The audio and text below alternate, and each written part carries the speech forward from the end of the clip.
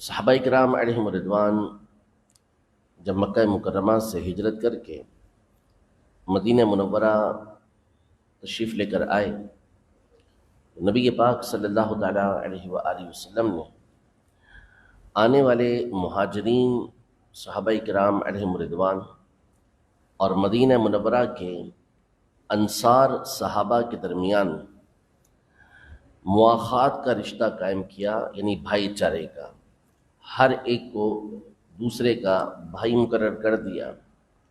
اور پھر اس کے واقعات مشہور ہیں کہ کس طرح انصار نے ایک بے مثال قربانی صحابہ کرام علیہ رضوان جو مہاجرین آئے تھے ان کے لیے پیش کی۔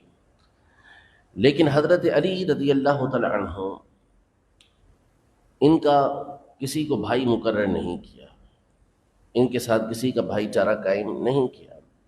تو سیدنا علی المرتضیٰ کرم اللہ تعالی وجہہ الکریم بارگاہ رسالت میں حاضر ہوئے اور عرض کیا، رسول اللہ صلی اللہ علیہ وسلم آپ نے ہر ایک کو دوسرے کا بھائی مقرر کر دیا ہے، لیکن میرا کسی سے یہ مواخات کا رشتہ، بھائی چارے کا رشتہ قائم نہیں کیا۔ تو نبی پاک صلی اللہ تعالیٰ علیہ وآلہ وسلم نے ارشاد فرمایا، یا علی انت اخی فی الدنیا والآخرہ، کہ اے علی تم میرے دنیا اور آخرت کے اندر بھائی ہو۔ دوسروں سے بھائی چارے کا رشتہ قائم کیا گیا، لیکن سیدنا علی المرتضیٰ کرم اللہ تعالی وجہہ الکریم کو اس موقع پر بالخصوص ان کی دل جوئی کرتے ہوئے اور ان کے جو ایک رنج کی کیفیت پیدا ہوئی تھی، نبی پاک صلی اللہ تعالیٰ علیہ وآلہ وسلم نے اسے دور کیا اور فرمایا کہ تمہیں تو یہ سعادت حاصل ہے کہ تم رسول اللہ صلی اللہ علیہ وسلم کی دنیا اور آخرت میں بھائی ہو۔ نبی پاک صلی اللہ تعالیٰ علیہ وسلم جب غزوہ تبوک کے لیے تشریف لے جانے لگے تو حضرت علی رضی اللہ تعالیٰ عنہ کو پیچھے مدینہ منورہ میں آپ نے مقرر کیا کہ یہاں جو پیچھے رہ جانے والے ہیں، بالخصوص جو خواتین ہیں، ان کی آپ دیکھ بھال کریں گے۔ آپ کو مقرر کیا کہ آپ نے یہاں کی نگہبانی کرنی ہے، کہ دیکھ بھال کرنی ہے۔ تو بعض لوگوں نے اس پر حضرت علی رضی اللہ تعالیٰ عنہ کے بارے میں کچھ باتیں کی، یعنی ان کے بارے میں کہ شاید نبی پاک صلی اللہ علیہ وسلم کو ان پر بھروسہ نہیں، یا ان کی بہادری کے حوالے سے گفتگو کی۔ تو حضرت علی رضی اللہ تعالیٰ عنہ بارگاہ رسالت میں حاضر ہوئے اور مدینے کے باہر تھے۔ تو نبی پاک صلی اللہ علیہ وسلم کی بارگاہ میں عرض کیا، رسول اللہ آپ جہاد پر جا رہے ہیں، غزوے کے لیے جا رہے ہیں، اور مجھے آپ نے یہاں عورتوں پر مقرر کر دیا۔ تو نبی پاک صلی اللہ تعالیٰ علیہ وآلہ وسلم نے حضرت علی رضی اللہ تعالیٰ عنہ کی دلجوئی کرتے ہوئے ان کی فضیلت کو بیان کیا کہ اما ترضی، کہ کیا تم راضی نہیں، انت بمنزلتی منی بمنزلتی ہارون بموسیٰ، یعنی کیا تم اس پر راضی نہیں کہ تمہارا مقام اور مرتبہ میری بارگاہ سے ایسا ہی ہے جیسا کہ ہارون علیہ السلام کا موسیٰ علیہ السلام کی طرف سے تھا، لا نبی بعدی، مگر یہ کہ میرے بعد کوئی نبی نہیں ہے۔ یعنی تمہیں پیچھے چھوڑ کے جانا یہ اس لیے تھوڑی ہے کہ تم پہ بھروسہ نہیں۔ یوں تو ہارون علیہ السلام کو موسیٰ علیہ السلام جب توریت لینے کے لیے گئے تھے تو پیچھے بنی اسرائیل پہ مقرر کر کے گئے تھے کہ وہ ان کی دیکھ بھال کریں گے۔ تو بے بھروسہ ہونا نہیں ہے، کوئی کمی کوتاہی تمہارے اندر ہونا نہیں ہے، ورنہ اگر پیچھے چھوڑنا کمی کوتاہی ہوتی تو موسیٰ علیہ السلام ہارون علیہ السلام کو پیچھے چھوڑ کے کیوں جاتے ہیں؟ تو تمہارے اندر کوئی کمی نہیں، بلکہ مدینے کے معاملات کی دیکھ بھال کے لیے تمہیں پیچھے چھوڑا جا رہا ہے، تمہیں اتنا بڑا مرتبہ عطا کیا جا رہا ہے کہ موسیٰ علیہ السلام کا جیسا مقام و مرتبہ ان کی بارگاہ میں ہارون علیہ السلام کا تھا، ویسا ہی تمہارا جو ہے وہ بارگاہ رسالت کے اندر ہے۔ ہاں ہارون علیہ السلام اللہ کے نبی تھے، تم نبی نہیں ہو سکتے، کہ نبی پاک صلی اللہ علیہ وسلم کے بعد کوئی نبی نہیں ہے۔ اسی طرح ایک موقع پر حضرت علی رضی اللہ تعالی عنہ ایک مقام سے جب واپس ہو رہے تھے تو کچھ صحابہ کرام علیہم رضوان کے معاملات، کچھ دل کے اندر باتیں پیدا ہوئیں، کچھ ایسے اختلافات اور شکر رنجی پیدا ہوئی۔ تو نبی پاک صلی اللہ تعالیٰ علیہ وآلہ وسلم نے حضرت علی رضی اللہ تعالیٰ عنہ اور صحابہ کرام علیہم رضوان کو جمع کیا، ایک جمع غفیر تھا، بہت بڑی تعداد تھی. تو حضور نبی پاک صلی اللہ تعالیٰ علیہ وآلہ وسلم نے حضرت علی رضی اللہ تعالیٰ عنہ کی فضیلت کو بیان کرتے ہوئے اور آپ کی دلجوئی کرتے ہوئے، آپ کا دل بڑھاتے ہوئے اور آپ کی شان کو بیان کرتے ہوئے یہ ارشاد فرمایا کہ من کنت مولاہ فعلی مولا، کہ جس کا میں مولا ہوں اس کے علی بھی مولا ہے، جس کا میں مولا اس کے علی بھی مولا ہے. یعنی جو مجھ سے محبت کرنے والا ہے، جس کا میں محبوب ہوں، اس کے علی بھی محبوب ہونے چاہیے. وہ جن کے دل کے اندر کچھ باتیں پیدا ہوئی تھیں، نبی پاک صلی اللہ علیہ وسلم کے اس فرمان کے بعد وہ باتیں دور ہوتی چلی گئیں. یوں ان کا حضرت علی رضی اللہ تعالیٰ عنہ کا دفاع اور ان کی دلجوئی نبی پاک صلی اللہ علیہ وسلم نے فرمائی. ایک مرتبہ نبی پاک صلی اللہ تعالیٰ علیہ وآلہ وسلم حضرت سیدہ فاطمہ زہرا رضی اللہ تعالیٰ عنہ کے گھر آئے تو دیکھا کہ حضرت علی رضی اللہ تعالیٰ عنہ موجود نہیں تھے. تو پوچھا کہ تمہارے چچا کے بیٹے کہاں ہیں؟ یعنی حضرت علی رضی اللہ تعالیٰ عنہ کا مقام و مرتبہ یوں بیان کیا کہ وہ تمہارے شوہر تو ہیں، اپنی جگہ پر ہیں، لیکن ساتھ ہی ساتھ ان کا ایک معاملہ یہ بھی ہے، ایک رشتہ یہ بھی ہے کہ وہ رشتے میں تمہارے چچا کے بیٹے بنتے ہیں، یعنی تمہارے والد کے چچا کے بیٹے بنتے ہیں. تو حضرت فاطمہ رضی اللہ تعالیٰ عنہ نے عرض کی کہ وہ یہاں موجود تھے لیکن کسی بات پر ناراض ہو گئے، شکر رنجی ہو گئی. ہماری آپس میں ناراضی ہوتی ہے اور الفاظ عجیب ہوتے ہیں، لیکن بڑوں کی جب بات ہوتی ہے تو الفاظ خوبصورت استعمال کیے جاتے ہیں. شکر رنجی ہو گئی یعنی کچھ آپس میں ناراضی ہو گئی. تو وہ یہاں سے چلے گئے، گھر میں سے چلے گئے ہیں. تو حضرت نبی پاک صلی اللہ علیہ وسلم نے حضرت سہل بن سعید رضی اللہ عنہ کو بھیجا کہ جاؤ دیکھو کہاں ہیں وہ. تو وہ گئے، دیکھا تو مسجد میں حضرت علی رضی اللہ تعالیٰ عنہ کی مٹی پر زمین پر لیٹے ہوئے تھے. تو نبی پاک صلی اللہ تعالیٰ علیہ وآلہ وسلم کو خبر دی کہ وہ مسجد کے اندر ہیں. حضور پاک صلی اللہ تعالیٰ علیہ وسلم آئے تو آ کر دیکھا کہ حضرت علی رضی اللہ تعالیٰ عنہ کروٹ کے بل لیٹے ہوئے ہیں اور کچھ مٹی آپ کے جسم پر لگ گئی ہے.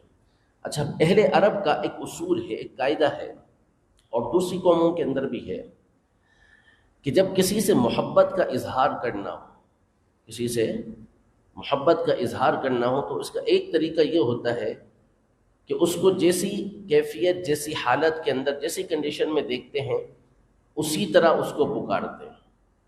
جیسے حضرت ابو ہریرہ رضی اللہ تعالیٰ عنہ، یہ ان کا نام نہیں ہے ابو ہریرہ، ان کا نام کیا ہے یہ لوگ بھول ہی گئے کہ نام کیا ہے. اصل ان کا نام بہت سارے علماء نے ذکر کیے، بعضوں نے کہا کہ ان کا نام عبد الرحمن تھا. یہ بارگاہ رسالت کے اندر حاضر ہوئے اور ان کا بلی پالنے کا بڑا شوق تھا، بلیوں سے بڑی محبت کرتے تھے. اور ہریرہ جو یہ چھوٹی بلی کو بولتے ہیں، ہریرہ چھوٹی بلی کو بولتے ہیں. تو حضرت ابو ہریرہ رضی اللہ تعالیٰ عنہ جب بارگاہ رسالت میں حاضر ہوئے تو ان کی آستین کے اندر ایک چھوٹی سی بلی تھی. یا نبی پاک صلی اللہ علیہ وسلم کو دیکھا کہ ان کے آستین کے اندر چھوٹی سی بلی ہے تو فرمایا یا ابا ہریرہ انت ابو ہریرہ، تم تو بلی والے ہو، تم تو بلی والے ہو. یعنی محبت سے ان کو یہ ارشاد فرمایا ان کی اس حالت کو دیکھ کر. حضرت سفینہ عربی میں کشتی کو بولتے ہیں. ان کے ایک سفر کے اندر بہت سارا سامان دوسروں نے ان کے اوپر رکھ دیا، اتنا سارا سامان انہوں نے اٹھایا ہوا تھا. تو نبی پاک صلی اللہ علیہ وسلم کو دیکھا تو فرمایا کہ انت سفینہ، تم تو کشتی بنے ہوئے ہو. ان کی کیفیت کو دیکھ کر یہ فرمایا. جب کوئی چادر اوڑھتا ہے، کمبل اوڑھتا ہے تو ایسی شخصیت کو بولتے ہیں مزمل، مدثر. مزمل، مدثر. ایک تو ہمارے یہاں مزمل کو مزمل بولتے ہیں، اصل مزمل جو نام ہے. اسی طرح مدثر، یہ کمبل اوڑھنے والے، چادر اوڑھنے والے کو کہا جاتا ہے. جب نبی پاک صلی اللہ علیہ وسلم پر پہلی وحی نازل ہوئی تھی تو جسم مبارک پر ایک بوجھ تھا تو آپ کو کمبل اڑا دیا گیا تھا، کمبل اڑا دیا گیا تھا. پھر جب دوسری وحی نازل ہوئی تو اس کیفیت میں نبی پاک صلی اللہ علیہ وسلم تھے کہ آپ نے کمبل اڑا ہوا تھا. اللہ پاک نے محبت کا اظہار فرمایا کہ یا ایھا المدثر، اے کمبل اوڑھنے والے، اے چادر اوڑھنے والے، جیسی حالت جیسی کیفیت تھی ایسے ہی ان کا نام دیا۔ اب حضرت علی رضی اللہ تعالی عنہ یہ لیٹے ہوئے تھے اور آپ کے پہلو کے اوپر مٹی لگ گئی تھی۔ نبی پاک صلی اللہ تعالی علیہ وسلم محبت کے ساتھ مٹی ہٹاتے جاتے اور فرماتے کہ قم یا ابا تراب، قم یا ابا تراب، اے مٹی والے کھڑا ہو جا، اے مٹی والے کھڑا ہو جا۔ تو وہ جو کیفیت اور حالت تھی آپ کی کہ مٹی لگی ہوئی ہے مبارک جسم پر، نبی پاک صلی اللہ علیہ وسلم نے اسی کیفیت میں محبت کے ساتھ آپ کو کہا ابو تراب۔ تراب کہتے ہیں مٹی کو، اور ابو کا ایک معنی والا، اے مٹی والے، اے مٹی والے۔ حالانکہ آپ کی جو کنیت ہے، یعنی یہ جو ابو الحسن، ابو الحسین، ابو عبداللہ، یہ جو کنیت کہلاتی ہے، یہ تو آپ کی جو پہلی کنیت تھی وہ ابو الحسن تھی، لیکن آپ فرماتے ہیں کہ یہ جو نبی پاک صلی اللہ علیہ وسلم نے کنیت عطا کی یہ مجھے سب سے زیادہ پیاری ہو گئی، کہ آپ علیہ الصلوۃ والسلام نے اس انداز میں پکاری۔ یہاں بھی حضرت علی رضی اللہ تعالی عنہ کی دل جوئی، ان کا دل خوش کرنا، یہ نبی پاک صلی اللہ علیہ وسلم کو مقصود تھا۔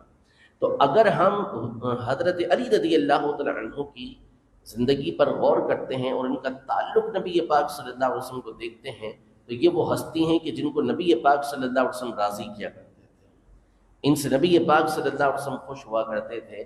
اسی لیے غزوہ خیبر کے موقع پر، فتح خیبر کے موقع پر جب لشکر بھیجنا تھا حضرت علی کے ہاتھوں، تو نبی پاک صلی اللہ علیہ وسلم نے جہاں اور فضیلتیں بیان کی کہ کل میں اس شخص کے ہاتھ میں جھنڈا دوں گا کہ جس کے ہاتھ پر اللہ پاک فتح دے گا، اس میں ایک فضیلت یہ بیان کی کہ وہ اللہ اور اس کے رسول سے محبت کرتے ہیں اور اللہ اور اس کا رسول اس سے محبت کرتے ہیں۔ یہ بہت بڑی فضیلت ہے، بہت بڑی بات ہے۔ ایک تو ان کی محبت، سچی محبت کی گواہی دینا، اور پھر دوسرا اللہ اور اس کے رسول کی محبت کے بارے میں بتانا کہ اللہ اور اس کے رسول ان سے محبت کرتے ہیں۔ غزوہ خیبر کے موقع پر، فتح خیبر کے موقع پر حضرت علی رضی اللہ تعالیٰ عنہ کو یہ کمال عطا ہوا، یہ فضیلت عطا ہوئی کہ نبی پاک صلی اللہ علیہ وسلم نے آپ کی آنکھوں کے اندر اپنا مبارک تھوک ڈالا تھا، لعاب دہن ڈالا تھا، جس سے آشوب چشم، جو آنکھیں آپ کی آئی ہوئی تھیں، وہ مرض دور ہو گیا۔